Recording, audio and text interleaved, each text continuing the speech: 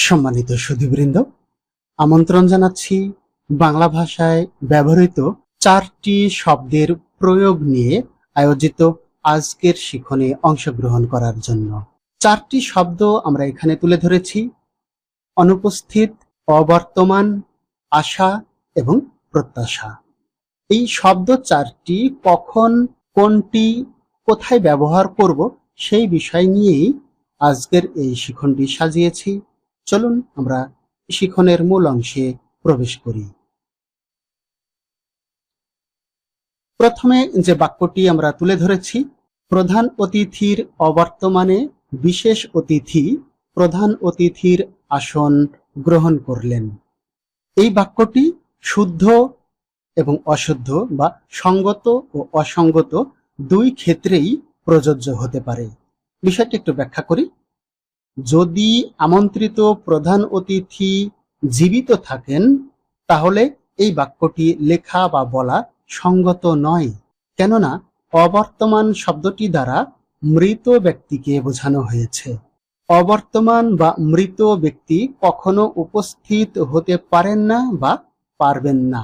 যদি এমন হয় যে আমন্ত্রিত প্রধান অতিথি অনুষ্ঠানটি অনুষ্ঠিত হওয়ার আগে জীবিত ছিলেন, কিন্তু অনুষ্ঠানের দিন তিনি আর জীবিত নেই, তাহলে বাক্যটি সঙ্গত হবে। যদি তিনি জীবিত থাকেন, তাহলে প্রধান অতিথির অবর্তমানে বিশেষ অতিথি প্রধান অতিথির আসন গ্রহণ করলেন, এই বাক্যটি লেখা একেবারেই অসঙ্গত। এবার আমরা দ্বিতীয় বাক্যটি খেয়াল করি। প্রধান অতিথি অনুপস্থিত থাকায় বিশেষ অতিথি প্রধান অতিথির আসন গ্রহণ করলেন। এই বাক্যটি সঙ্গত রয়েছে এবং শুদ্ধ, কেননা এখানে বোঝানো হয়েছে প্রধান অতিথি জীবিত আছেন, কিন্তু কোনো কারণবশত সভায় যোগদান করতে পারেননি।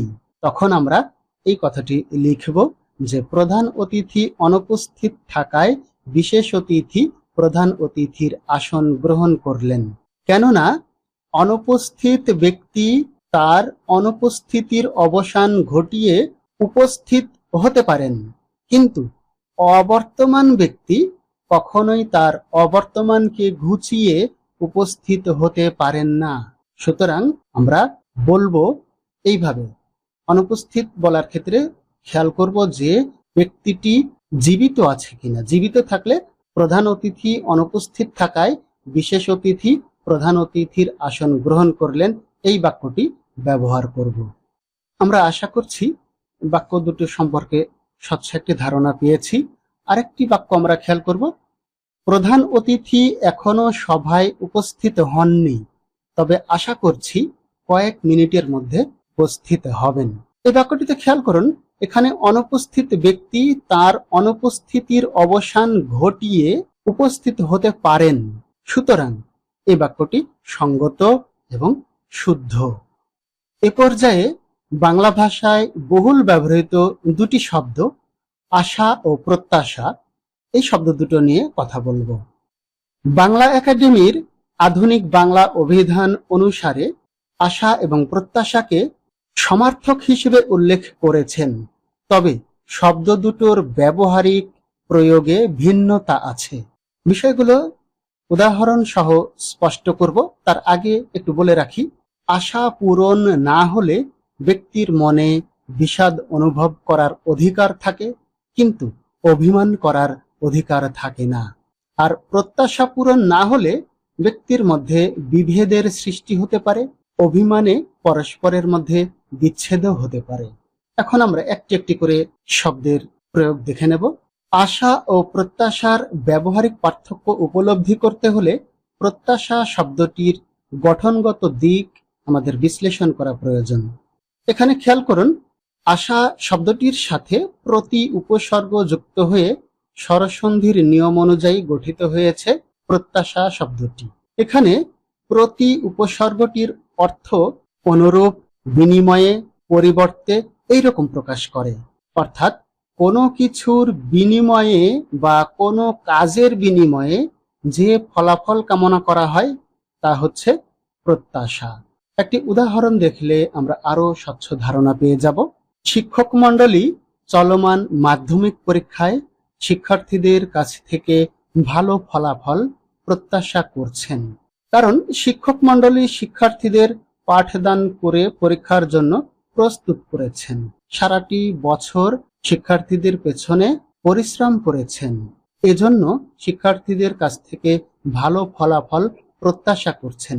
এখানে আশা করছেন না, প্রত্যাশাই করছেন। তাহলে বোঝা গেল যে কোনো ব্যক্তির কাছ থেকে কিছু প্রত্যাশা করতে হলে প্রত্যাশী ব্যক্তিকে ওই ব্যক্তির জন্য কিছু না কিছু করতে হয় তথা বিনিময় জড়িত থাকে এই শব্দটির সাথে। এছাড়া আরো একটু কথা বলে রাখা যায়, শুধু বিনিময় জড়িত থাকে তাই নয়, প্রত্যাশার ক্ষেত্রে কিছুটা দায়বদ্ধতাও থাকে। যেমন আমি যদি কখনো আপনার উপকার করে থাকি, তাহলে আমার বিপদ মুহূর্তে যদি আপনার নিকট সহযোগিতার হাত বাড়ালে আপনি আমাকে উপকার করবেন, এ প্রত্যাশাটা আমি করতেই পারি। এখানে আশা নয়, বরং প্রত্যাশাই করব। কেননা আমরা জানি আশার সাথে বিনিময়ের কোনো সম্পর্ক নেই। আপনি যে কারো কাছে কিছু আশা করতে পারেন, কিন্তু সবার কাছে প্রত্যাশা করতে পারেন না। আমরা একটি উদাহরণ দেখব। কামাল কাজের আশায় বাড়ি থেকে বের হয়েছে, অথবা কামাল চাকরির আশায় শহরে গিয়েছে।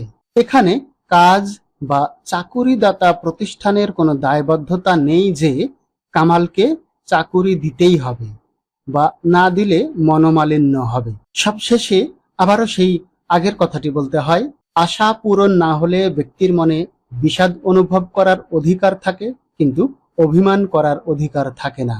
অন্যদিকে প্রত্যাশা পূরণ না হলে ব্যক্তির মধ্যে বিভেদের সৃষ্টি হতে পারে, অভিমানে পরস্পরের মধ্যে বিচ্ছেদ হতে পারে। সম্মানিত সুধীবৃন্দ, আমার বিশ্বাস আশা ও প্রত্যাশা শব্দ দুটোর প্রায়োগিক ক্ষেত্র সম্পর্কে স্পষ্ট ধারণা পেয়েছেন। আর পরবর্তী শিখন পর্বে সংযুক্ত হওয়ার আহ্বান রেখে আজকের মতো এখানেই সমাপ্ত ঘোষণা করছি। ভালো থাকবেন সকলেই।